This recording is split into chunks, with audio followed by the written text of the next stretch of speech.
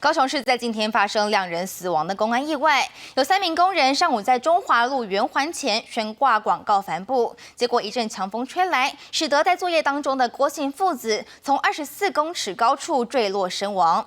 初步勘验，2人身上有防护绳索，但没有确实的使用安全带。 公安意外的现场拉起封锁线。星期六上午10点多，高雄中华路圆环前，3名工人为了架设帆布广告，在24公尺高处移动，突然一阵强风吹来，2名郭姓男子失去重心坠落，当场死亡。我第一点夹啦，我听到嘣一下，我想物件落下来，拍落看，人啊，有把手啊吗？有啊，有把手啊，那会都落下来啊？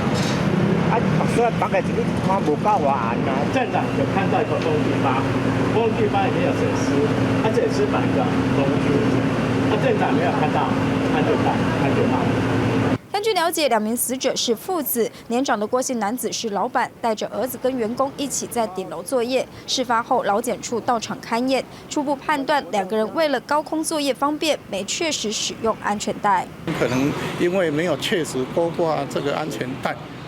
可能是因为帆布这样带动风的带动把人这样就在那当下坠落。劳工局表示，劳工在2公尺以上地方作业，现场应该配挂安全网，或请劳工使用安全带，并设置足够强度的配备以利勾挂。未来将针对高处作业不定期稽查，也会给予家属协助。至于这2名死者，因为是自营雇主且已经离灾，没有职业安全卫生法令的责任追究问题。记者王耀庭、许正俊高雄报道。